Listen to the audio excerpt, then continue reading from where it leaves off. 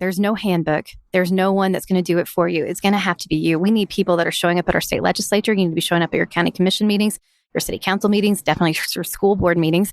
You need to be running for school board. You need to be running for county commission. It can be a regular person. None of us are that smart. Anybody can really do it. I mean, I shouldn't say anybody, but most people. And if you're not qualified, then you won't get voted in. That's how it's amazing how our process works.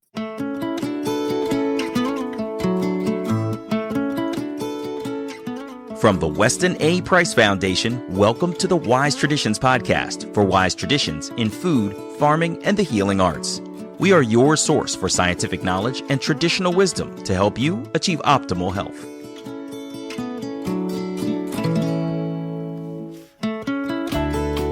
Hey, Hilda here.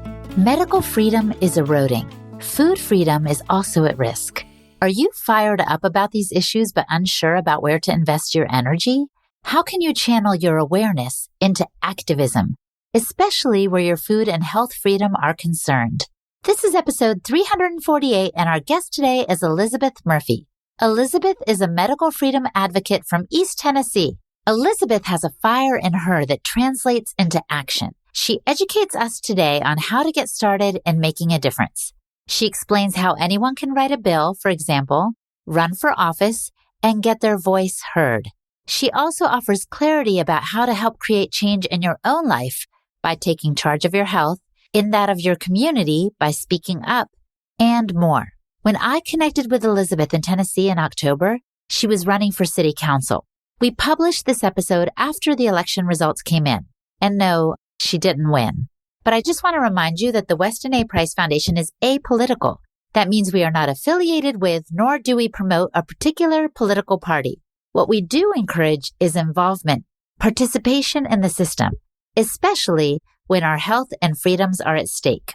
Speaking of which, we want to invite you to mark your calendar for Sunday, January 23rd this year for the Defeat the Mandates March at 11:30 a.m. Eastern Time. There's going to be a march from the Washington Monument to the Lincoln Memorial, followed by a rally. Robert F. Kennedy Jr., along with many others, will be addressing the crowd. People from a variety of ethnicities, political views, and vaccine status. We're coming together to stand for freedom and to march on Washington in peace. The discrimination against the unvaccinated is a particular concern, and it is an attack on the very fabric that makes us a free democratic society. For more information, go to defeatthemandatesdc.com to sign up and join us.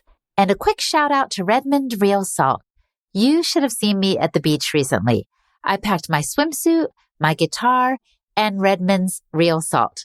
Well, those were the only 3 things I brought, but Redmond's salt was in the mix because I avoid refined salt in the same way that I avoid refined foods. The process changes the nutrient value. I'm telling you, many salts on the market and on our dining room tables contain anti-caking agents, even sugar, dextrose, and they've been heat processed and stripped of their natural trace minerals. Real Salt brand sea salt, on the other hand, is unrefined and full of natural minerals and flavor, the way salt was meant to be savored. So go to redmond.life and check them out. And you might want to try their electrolyte mixes. They come in a number of amazing flavors like mango and strawberry lemonade, and they hydrate better than just plain water.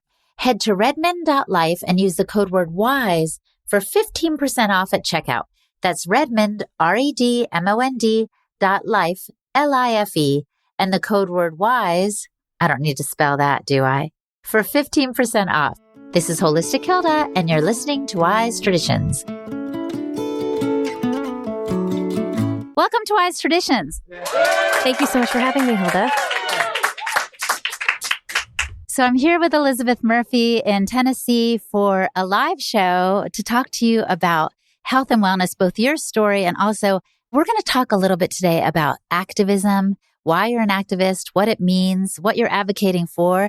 And I understand it kind of all started when you nearly lost your finger in some kind of accident. Is that right? Well, it actually started a little before that. So I did not recognize that I had vaccine injury until I was already way down the path of Western medicine intervention. Luckily, my dad, when I was about 7, stopped vaccinating us because he just heard a radio program that it listed what was all in the vaccines. And he thought, you know what? That doesn't sound like something that needs to go in someone's body. So Unfortunately, I already had severe eczema, started when I was about 6 months old, and that was treated with, a steady diet of steroids and antibiotics for the flares that would come and the infections that would set in and the open wounds. So it was a mess. And so this went on basically from birth until I was about 22, and I was going to be a bridesmaid in a wedding. So of course I wanted my skin to look good. And I went to my dermatologist and she was like, you know what? You're having a flare. Let's just do a steroid injection. To me, that didn't seem like a big deal. She didn't make it seem like a big deal. So I said yes. And within about 5 to 6 hours, I knew something was really wrong, to the point where my parents were actually on a beach vacation. And I called my mom and I sounded so out of it on the phone that they literally packed up and came home that night. And unfortunately, that one shot was sort of the straw that broke the proverbial back. It just completely destroyed me. And so my kidneys began to shut down. Below the knee, my legs doubled in size, filled with fluid. I had severe lymphedema. I began to lose weight rapidly. Like my gut was already compromised because I had a horrible diet. And I just fell apart. My eczema flared worse than ever. I was covered in it pretty much from like my neck down, like never really got on my face for some reason. And so big open wounds to the point where if I turned my head, my neck would just bleed. Like it was so fragile. I left trails of skin wherever I went.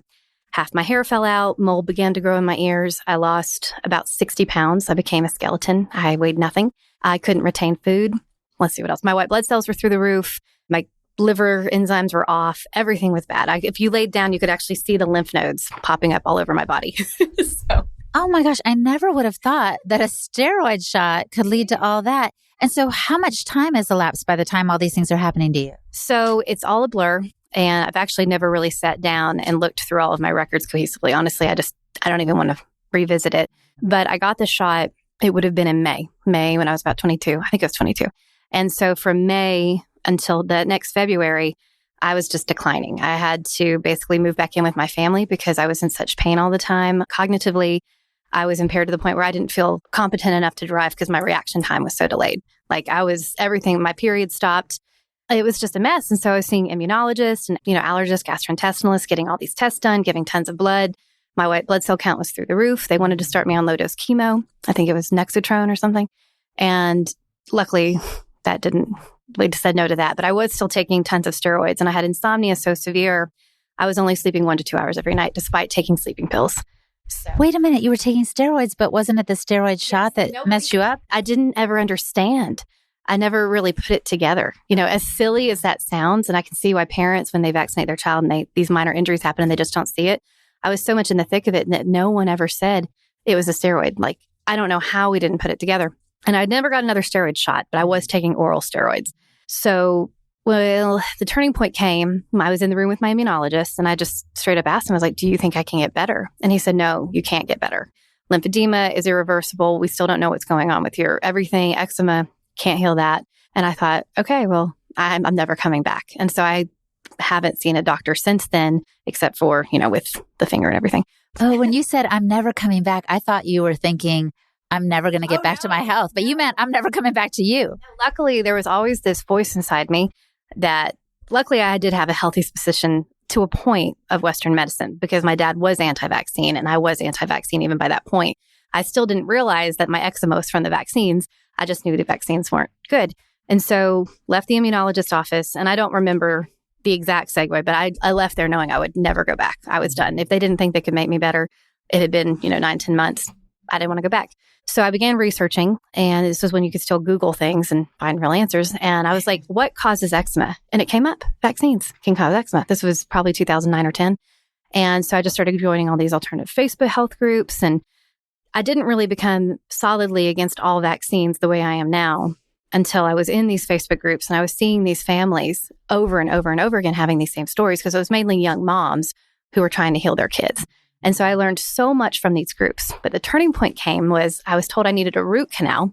And at this point, I was about 2 years in and I had tried, all these different herbs, worked with some herbalists, didn't really help, worked with a naturopath, didn't help at all. Chiropractor told me to go vegan, which I did. And that was 100% the wrong choice. I was just playing around with it. Like I didn't know what I was doing. I had gone all organic. I had thrown out a lot of the chemicals, but I was still using chemical lotions because my skin was still so horrible. The swelling went down. The lymphedema at this point was probably 50% reverse, and it continued to get better over the years. I still have a tiny bit, but it did reverse. And it's hard to remember what all I did because I was so sick that it was just like whatever we can do. But the main turning point came, told I needed a root canal, wanted to go home and research it because I was like, I don't think I want that. And so that's how I discovered Dr. Weston A. Price. And so I didn't end up getting a root canal. I started oil pulling and doing lots of bone broth. I didn't have a source for raw milk at this point, but I started doing all the other things. And I found a holistic dentist and went there, and all the root canal or the root had healed. And all I needed was a cavity fill, which now I'm like, could I have healed that cavity? Maybe. But yeah, that was the turning point. And then yes, years later, I was in my kitchen and the finger story pales in comparison to all of this other. So that was another turning point in your life. So you can talk to us about the finger, but I see now that it was a bunch of stuff that was building up in you. But with the finger, that was my first real win because I was about 2-3 years into healing. I had gotten somewhat better, especially once I started incorporating a lot of the Weston A. Price stuff. I began to rapidly improve. My cognition improved, my period returned, my eczema got better, still was there. The lymphedema had already luckily reversed to a great deal, but my vitality returned. I began to feel good. And so I was in my kitchen, unfortunately not practicing smart safety techniques, and did not unplug the immersion blender before trying to unstick something. And I accidentally decompressed the button and I immersion blended my finger. It was not good. And so went to the hospital and they're stitching me up. And at this point, I didn't know that much about vaccines. Like I knew they were bad, but I still had not done like the deep dive that I would do years later. But I knew I didn't want the tetanus shot. And so the ER doctor, of course, tried to pressure me into it, told me I was going to get lockjaw, and just was really quite rude to me while I'm sitting there looking at my bone. Like, please just sew it up. And so I also refused to let him wash it out with soap because I was looking at the Orange Dawn soap and thinking, I don't want that on my finger. I don't want that. And so I let him stitch him up. I did take pain pills because I didn't know about homeopathy yet. Knowing what I know now would have been, arnica, staphylococcus aureus, aconite, hypericum. But I didn't know that yet. But I knew I didn't want the antibiotics because I had been working so hard for 2 to 3 years to heal my gut, doing lots of ferments. And I was like, I can't take the antibiotics. And my family was, of course, scared because, they had seen me getting better and they were getting there with me, but there was still pressure there, to do it. But I didn't do it. I never washed it with soap. I never put any of this antibiotic cream on it, didn't take the antibiotics. All I did was I kept it coated in raw honey and really upped my bone broth and up my protein. And it healed beautifully. Like you can see my finger, like you can kind of see it, but yeah. And the weird part is the first few years, it felt like I couldn't feel the tip of it, but now the feelings returned. And so what did you say to your family and friends who were like, girl, why aren't you doing it this way, the way they're telling you to do it? What'd you say to that rude doctor? I wish I could remember. I don't think I said anything. I think I was just like, no, just not. No, just no is enough a lot of the time. So talk to us now about the way in which you've not only taken a strong stance for your own health, but you're trying to do it for others. Because you live for a time in West Virginia, right? Where there's no philosophical or medical exemption or religious. There is a medical exemption. But at the point when I was living in West Virginia, which was 2014 to 2017, there were no doctors in that state who would write a medical exemption because they would be so horribly attacked by the county health departments. And so all of the doctors who had been brave enough had moved out of state. And most of the parents who had been fighting classically, because West Virginia has never had vaccine exemptions. And if you go to West Virginia, especially if you're in some of the rural counties, those children are so sick and the young adults are so sick. It is very, very sad. And I worked for an oil and gas company as a genealogist. And so I was out in the field a good bit talking to families. And it was really just that, like getting so frustrated that there was no one fighting. These people were desperate. They were smart enough to recognize that their older children had been injured when they got there. What they would call them kindergarten shots, because most of these families, especially in the rural communities, wouldn't vaccinate until it was time to send their kid to kindergarten because of access issues. And I think they realized it. But these families also did not feel competent enough to homeschool. There were no organized homeschooling co-ops. It's not easy. I mean, people just say, oh, they should just homeschool. It's not that easy for a lot of people, especially if the parents themselves don't have a high school education. And it's just not always that simple. And so they would. There was one family in particular who had 5 children. The 4 oldest were girls and the youngest was a boy. And each of the 4 older daughters had some sort of epileptic issue, like severe seizures. And the littlest boy was 3 years old when I met the family, and he had had no vaccines. The parents were adamant they weren't going to do it. They were going to figure out how to homeschool him. And I hope they're homeschooling him. I don't know what happened to the family, but there's just so many terrible stories once you start looking. It's not an easy issue for a lot of people. And so you saw this and you were like, okay, I'm going to get involved. I'm going to roll up my sleeves. I'm going to petition the powers that be and try to turn things around. So at least there's a philosophical or religious exemption. So there was an existing Facebook group from a group of really awesome parents who had been fighting for years, but they had unfortunately mostly moved into Pennsylvania and other states where they could send their children to school. And so I just posted in that group and I was like, let's get something going. Who wants to start fighting? And within like 5 minutes, a vaccine injured pharmacist who you met when we were in DC, Chanda, she messaged me. And so we just formed a new group, and it was through nothing I really did. It really was just like random Facebook connections and people knowing people. And there was an amazing doctor named Alfred Moss, who is to this day one of my heroes, very, very smart guy. And he was amazingly brave, and he stepped up and joined our fight. And we found some really brave senators and delegates who agreed to help sponsor our bills. And we fought really hard for a few years, and we came very close in the spring of 2017. And we'd actually had our bill pass out of a couple different committees. Dr. Suzanne Humphreys actually flew in to testify at one point, which was awesome. Dell came up and helped us lobby. And we were very close, but unfortunately, our bill was also referenced to the Senate Health Committee. And at the time, it was chaired by a heart surgeon named Dr. Tom Takubo. I will say his name because shame on you. And he came up to us and he told us that he was not going to put our bill on his committee, because he was the chair of the committee, on his committee's agenda. And that was it. And so by not putting the bill on the agenda for that committee, you kill the bill. And it was because we had the votes to get it out of committee. This is not the first time I've heard the story of citizens who overwhelmingly oppose something or are advocating for something where the people in power don't listen to them. Oh, no, it happens in every state. Unfortunately, pharmaceutical interest groups, medical association lobbyists, hospital lobbyists, pharmacist lobbyists. I don't want to say that these are bad people, but these are people who are not fighting for anything that anyone listening to this believes in. Unfortunately, they're on the opposite side of the fence.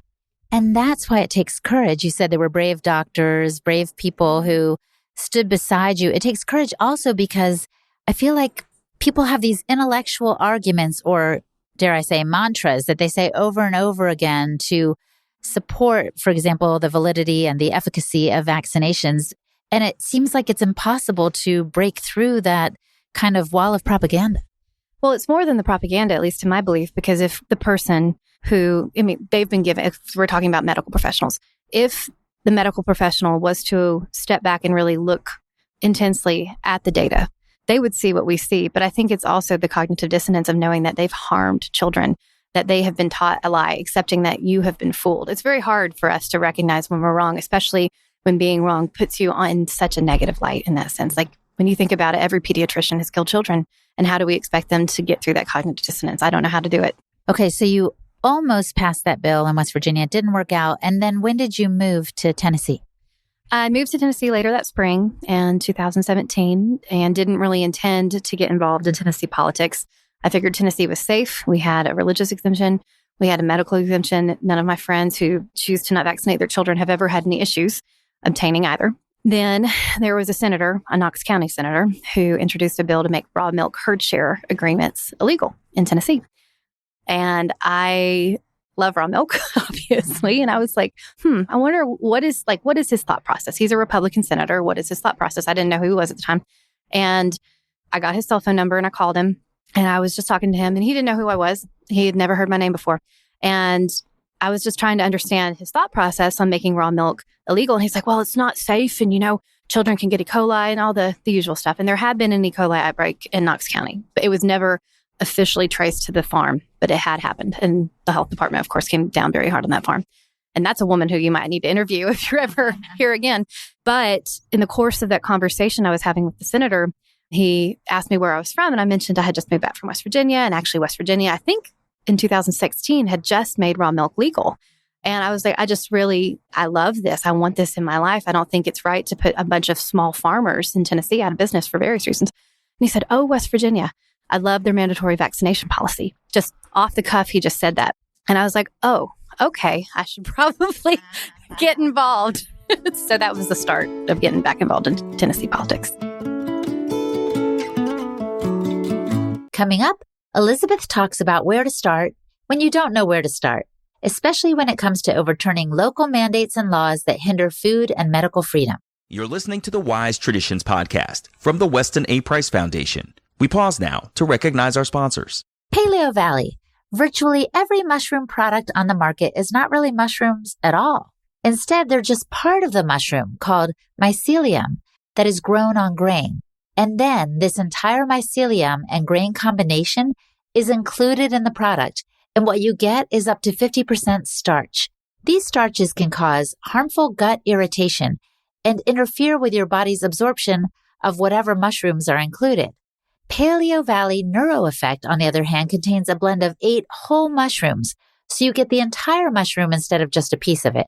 The product is more than 26% beta-glucans, which are the medical elements of a mushroom. This Paleo Valley Neuro Effect product contains organic ingredients that boost your brain's natural production of BDNF, a protein associated with learning and memory, without negative coffee side effects. Plus, it contains only 2 milligrams of caffeine, which means there's no adrenal crash or desire for another cup. Just clean energy without the jitters. Go to paleovalley.com and use the code WISE at checkout for 15% off. Again, that's paleovalley.com and the code word WISE. And a quick shout out to our sponsors, Optimal Carnivore. Organ meats are some of the most nutrient-dense foods on the planet. The founders of Optimal Carnivore understood the amazing benefits of organ meats, but found it difficult to source a variety of high-quality organ meat, and they disliked the process of preparing them and trying to make them tasty. So, they started sourcing 100% grass-fed organ meats from New Zealand, freeze-drying the organs and encapsulating them into convenient bovine gelatin capsules. They chose New Zealand because it is such a pure source, and they freeze-dry the organs to preserve all of the vitamins, minerals, proteins, and enzymes. And knowing that our ancestors would have eaten the whole animal, Optimal Carnivore created a unique blend of 9 different organs in their grass-fed organ complex. It's a powerful combination including beef liver, brain, thymus, heart, kidney, spleen, pancreas, lung, and gallbladder. It is a real nose-to-tail solution since each organ contains its own unique benefits and nutritional profile, and it provides a large range of nutrients that supports all of the major organs and glands. Optimal Carnivore believes everyone deserves easy access to the most nutrient-dense foods on the planet, and they want to take the guesswork and hassle out of eating organ meat. All of their products are 100% grass-fed and grass-finished and free of hormones, pesticides, antibiotics, and GMOs. They cover your bases at home or while traveling. Plus, you guys, Optimal Carnivore plants 1 tree for every product sold, which helps the environment. So go to amazon.com/optimalcarnivore and order the grass-fed organ complex, grass-fed bone marrow, and their grass-fed liver products. And use the code Weston10 to save 10%. Again, that's amazon.com/optimalcarnivore and use the code Weston10 to save 10% on all products. This is Holistic Hilda, and you're listening to Wise Traditions. So what would you say to someone who's like, I feel like you do, Elizabeth. I'm for medical freedom and for food freedom. I don't know how to get started in influencing the laws in my state or my county. Well, I have the answer. So in July of 2020, there is a man in Franklin, Tennessee named Gary Humble, and he formed a group called Tennessee Stands because it was at that point that our governor has issued his executive orders. Williamson County, where Gary lives, and had a mask mandate. The schools had a mask mandate. And so he just stepped up and started organizing and fighting that both in the courts and on the ground. And he and I got connected through some of the stuff I was doing against our mandates here in Knox County through our Knox County Board of Health, which is no longer an entity that has the ability to make mandates. We worked on that for 8 months. So you can win fights. You can win fights. And in the course of what was happening in Middle Tennessee and East Tennessee, we all, you kind of know who's doing what. And we met and I started volunteering with Tennessee Stands. And Tennessee Stands, this last legislative session in the spring, we ran 3 different amazing bills and they did great. The Republicans killed them. They did. We got one through.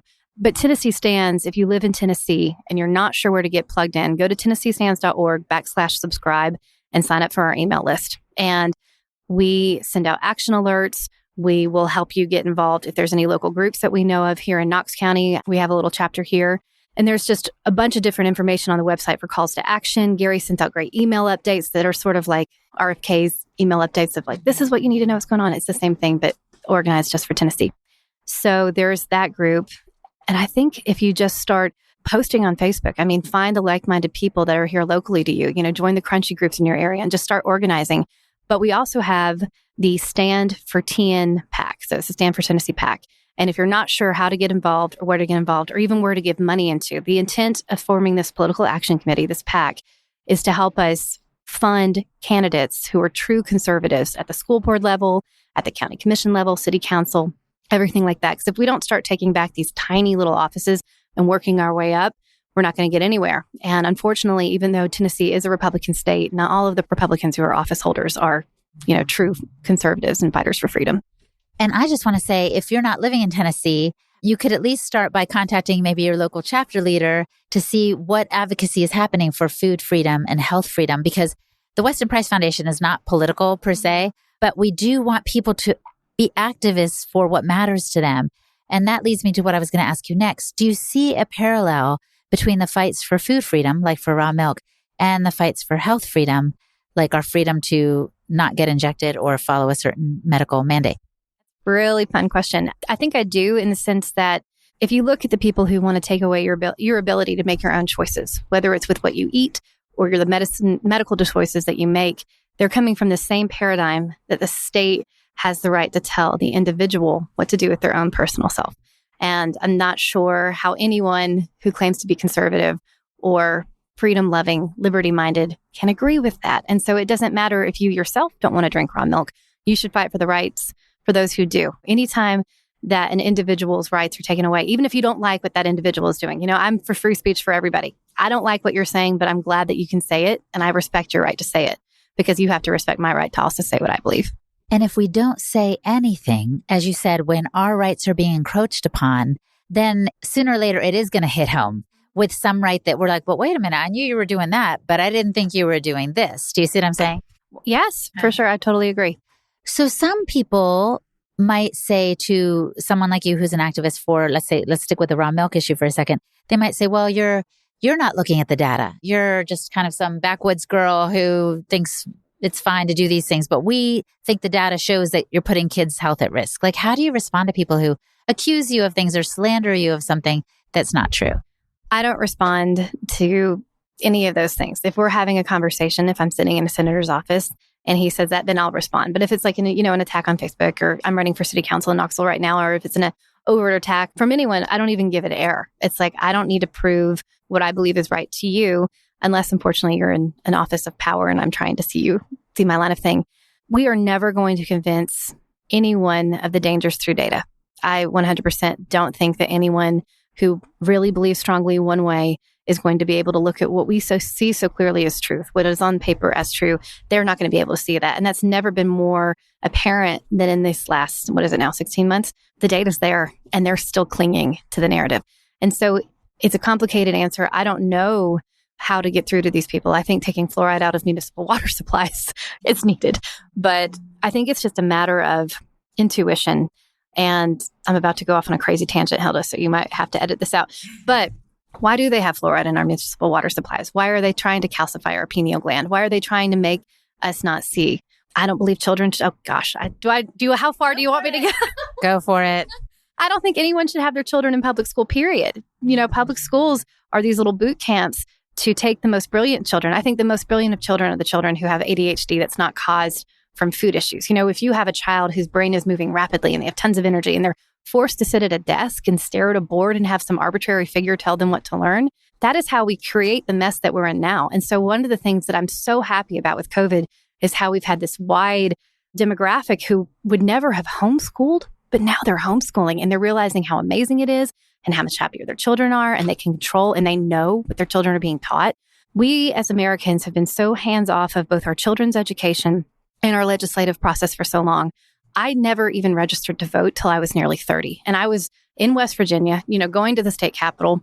I lived literally a block away, so I could walk there very quickly. And I probably wouldn't have been there as often if not for that. But I learned so much on the ground. I never learned in high school or college how the process of getting a bill sponsored works. And it's not this arbitrary thing. Anyone can write a bill, and you should be able to go to your legislator and say, hey, this is an issue that is affecting me, your constituent, and can you look this over and see if this is something you would sponsor? It's not hard to do, but no one does it. I was just in Nashville for our special session for 2 days, and it's a process that goes quick. Nobody really understands how it works. Tennessee Stands did a great job of really getting information out there almost hour by hour at times about what was happening because they move so quickly. And if you don't just show up and start learning, there's no handbook. There's no one that's going to do it for you. It's going to have to be you. We need people that are showing up at our state legislature. You need to be showing up at your county commission meetings, your city council meetings, definitely your school board meetings. You need to be running for school board. You need to be running for county commission. It can be a regular person. None of us are that smart. Anybody can really do it. I mean, I shouldn't say anybody, but most people. And if you're not qualified, then you won't get voted in. That's how it's amazing how our process works. But we end up with what we call these rhino Republicans because nobody will run against them because the Republican Party, and now I'm going way off on a tangent, is structured in a way where it's almost seen as disrespectful to go up against authority. And that's, again, tied back into public schools because when we take these little children and we say, hey, here's this arbitrary authority figure, and if you don't listen to her, you're a bad kid. And if you don't do well on this arbitrary test, then you're not smart. It's this complete fallacy. But this is how we create these citizens that create, unfortunately, the mess that we're in today. Isn't there also a bit of, in the healthcare industry, it's called compassion fatigue, where people get tired of helping people all the time? I think of people who have voted year after year or advocated for things and had failure after failure or say, nothing changes. Why should I bother? What would you say to someone who's just up to here with seeing no progress or change whatsoever? Oh, I get in that headspace. I mean, Friday night, I was in that headspace. I was in that headspace a lot of the weekend. But the thing is, we know the outcome if we do nothing. If we keep trying, there are small wins. I actually, not to mention RFK again, but there's a speech of his where he talks about how every day he's going to get up and put his boots on and he's going to keep on fighting because he knows what's going to happen if he doesn't. And that's kind of what it comes back to. Like my moral compass tells me that if I don't keep doing this, then I'm doing something wrong by not acting. Somebody else's moral compass might tell them to go be an anarchist homesteader, and that might be what they should do. But I do think, and this is what I learned in West Virginia, going into the Capitol building up there for the first time, I really thought everybody up there wouldn't care. We wouldn't even find a bill sponsor, that they were all bought and paid for. And I was proven so wrong. There are amazing legislators up there. There's amazing legislators in Tennessee. Here in Tennessee, I'm very close friends with two senators they love Weston A. Price. They see the big picture. They know what's going on. They get it and they're fighting hard. And so you have to figure out if your school board representative is not doing the right thing, if they're for masking children, whatever it is, run against them. If your county commissioner is not zoning your neighborhood, whatever your issue is, you have to find something to fight for. And we all need to be fighting because if we were all fighting, then it would be fine. But the thing is right now we have such a small percentage of people who even know who their state senator is, who knows who their House rep is. And that was me. I didn't know, but you can find out and you can just start. So I think the biggest hang up right now is that if just 10% of Tennesseans would actively think, I want to support a good candidate, who is the good candidate, and actually talk to people and figure out who the right person was, we would get these people voted out and we could get some stuff done. Well, we appreciate your tenacity, your stick-to-itiveness, and also that kind of renegade spirit you have. Okay, I'm going to tell a story now of something I saw that you posted on social media, the French fry incident. Do you know what I'm talking about? Oh my gosh, yes. Okay, so you got to tell our listeners what Elizabeth Murphy is made out of. Tell them that story. You might remember what I wrote down better than I did, but if you're talking about the same story, I was in a restaurant and there was this couple next to me and it was, I think, probably November of 2020. And so COVID, full storm. And so this woman has like her little hand sanitizer, she's putting it on her hands and she's like got her mask on. She moves her mask down to like take a sip of her drink and eat her cheeseburger and it's right back up. And it was just like, I accidentally kind of touched her chair at one point and it was like I had Ebola. And so I just dropped a French fry on the floor, picked it up and ate it in front of her.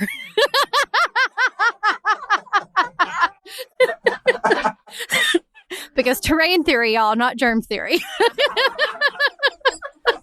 I love that so much. I want to go to a bar just to make that happen. Just to because again, we know what nourishes us. We know what we're about, and let the crazy people be shown for what they are. So I want to close up with a question I always pose at the end. If the listener could do one thing to improve their health, or maybe to improve their activism, what would you recommend that they do, Elizabeth? My gut instinct is to make a silly answer, but my serious answer is I think the biggest thing that you can do for your health and your children's health is raw milk. I really do.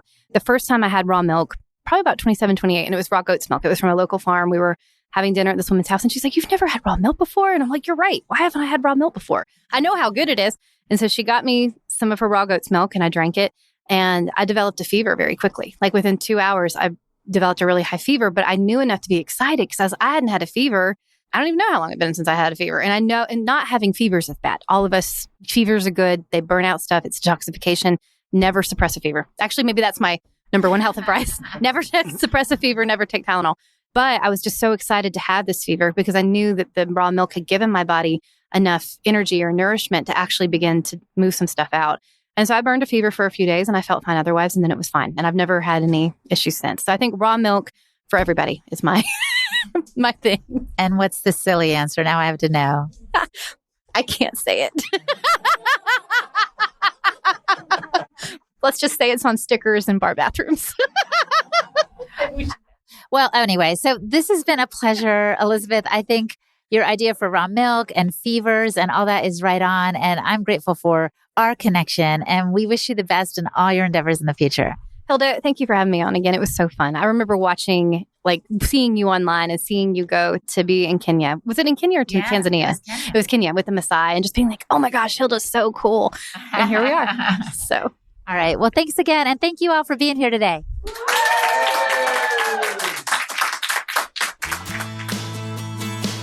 Our guest today was Elizabeth Murphy.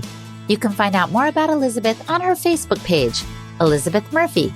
And I'm Hilda Labrador, the host and producer of the Wise Traditions podcast for the Weston A. Price Foundation.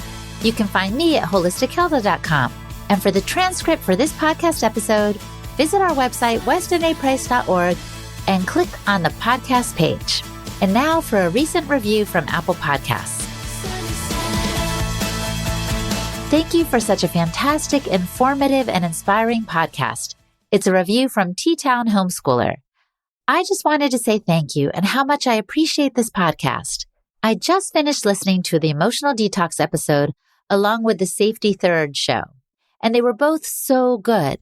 Thank you for asking great questions and for all those that you interview. And thank you for keeping this inspiring and yet informative. T-Town, it is our pleasure. And you too can rate and review the show on Apple Podcasts. It really is one of the best ways to reach new listeners. And thank you so much for listening, my friend. Stay well. Hasta pronto. On behalf of the Weston A. Price Foundation, thanks for listening. We have many free resources to support you on your health journey. Visit westonaprice.org to find podcasts, articles, videos, and more. You can also find a local chapter near you for help in finding sources of great food. We invite you to support the Foundation's mission of education, research, and activism by becoming a member. Thanks again, and take care. Wise Traditions is a project of the Weston A. Price Foundation for wise traditions in food, farming, and the healing arts. The content on this podcast is provided for informational purposes only and is not intended to substitute for the advice provided by your doctor or other healthcare professional. It is not intended to be, nor does it constitute healthcare or medical advice.